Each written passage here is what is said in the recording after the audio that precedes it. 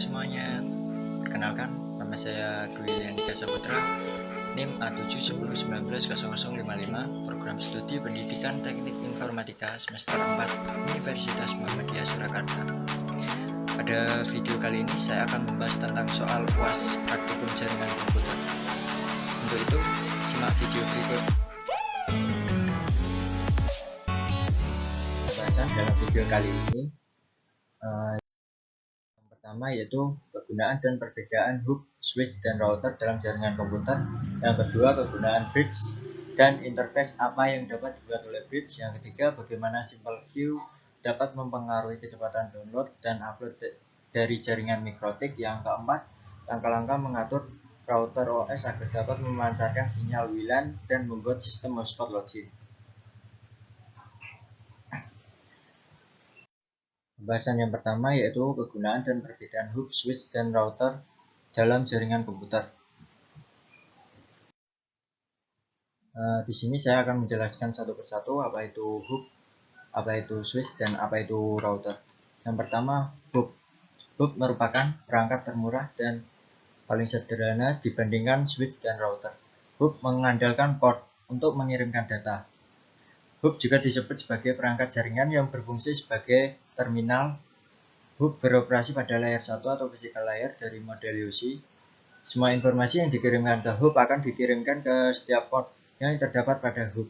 Jadi, jika kamu ingin mengirimkan informasi kepada salah satu komputer, tetapi total komputer ada 5 yang terhubung ke dalam jaringan, maka ke-5 komputer tersebut juga akan menerima informasi tersebut.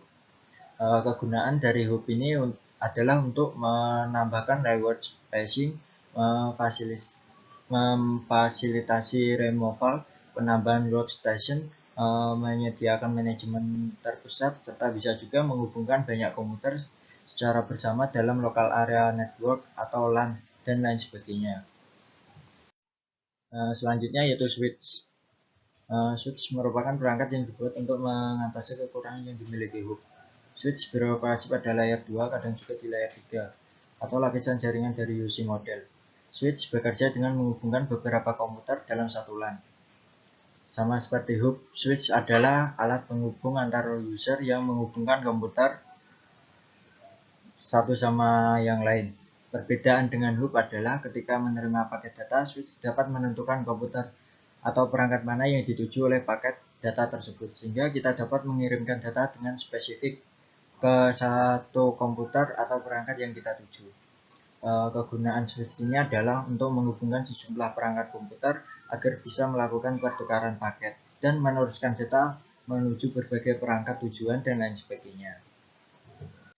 Selanjutnya yaitu router. Router merupakan perangkat jaringan paling rumit dan pintar di antara ketiga perangkat jaringan lainnya. Router bekerja di layer 3 pada UC atau network layer. Router tergabung dengan beberapa jaringan, minimal 2 atau lebih. Biasanya 2 LAN atau WAN, atau 1 LAN dan jaringan ISP-nya.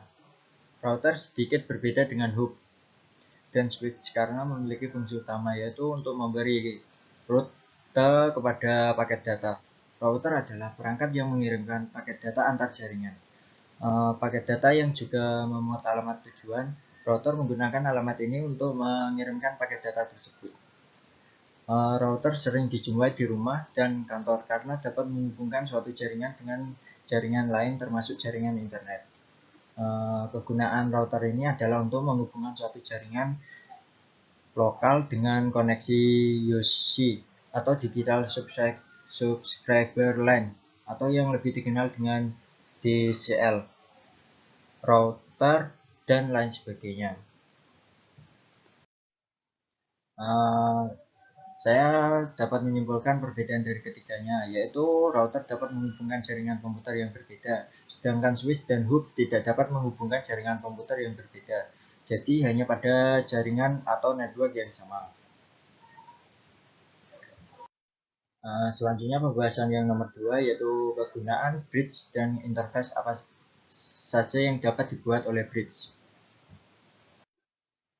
Kegunaan bridge adalah alat yang mampu menghubungkan jaringan komputer atau LAN yang berbeda.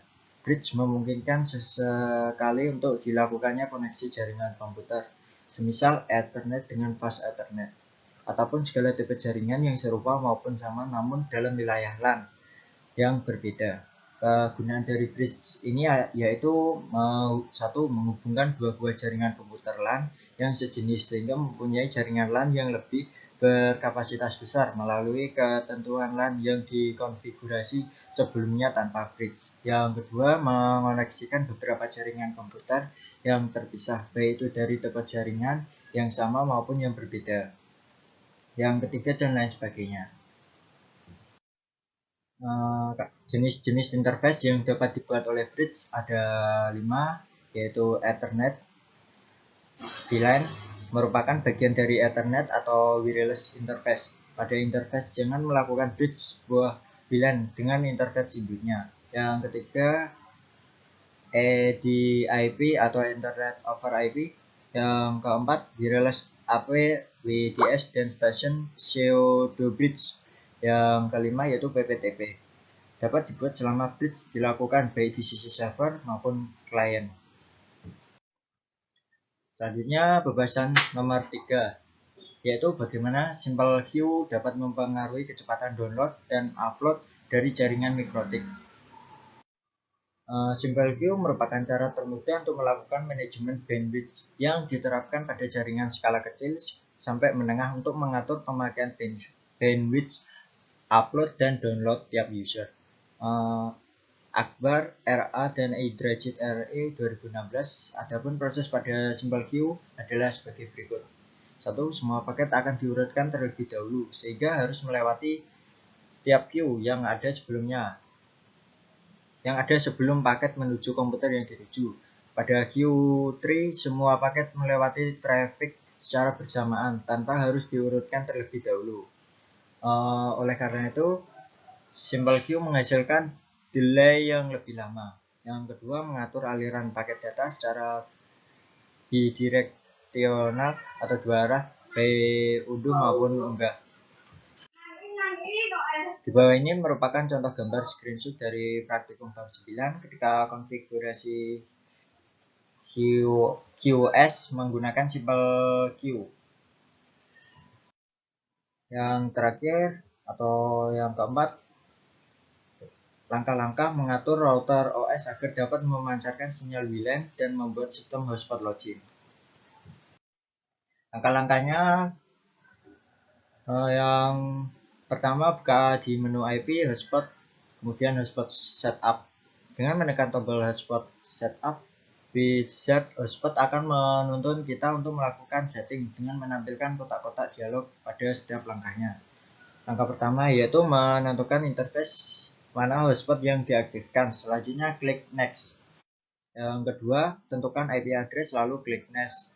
Yang ketiga, tentukan range IP address yang akan diberikan ke user di DHCP server. Secara default, router otomatis memberikan range IP sesuai dengan prefix atau subnet IP yang ada di interface. Tetapi kita bisa merubahnya jika dibutuhkan lalu klik next. Langkah keempat, menentukan SSL atau sertifikat jika kita akan menggunakan HTTPS untuk halaman loginnya. Tetapi jika kita tidak memiliki sertifikat SSL, kita pilih none, kemudian klik next. Langkah kelima, jika diperlukan SMTP server khusus untuk server hotspot bisa ditentukan, sehingga setiap request SMTP klaim direct ke SMTP yang kita tentukan, kemudian klik next. Langkah ke-6, menentukan alamat DNS server. Anda bisa isi dengan DNS yang diberikan oleh ISP atau dengan OpenDNS lalu klik next. Langkah ke-7, memasukkan nama DNS untuk local hotspot server. Langkah ke-8, menentukan username dan password untuk login ke jaringan hotspot. Langkah ke-9, sampai pada langkah ini, jika diklik next, maka akan muncul pesan yang menyatakan bahwa setting hotspot telah selesai. Berikut penjelasan soal tentang praktikum jaringan komputer.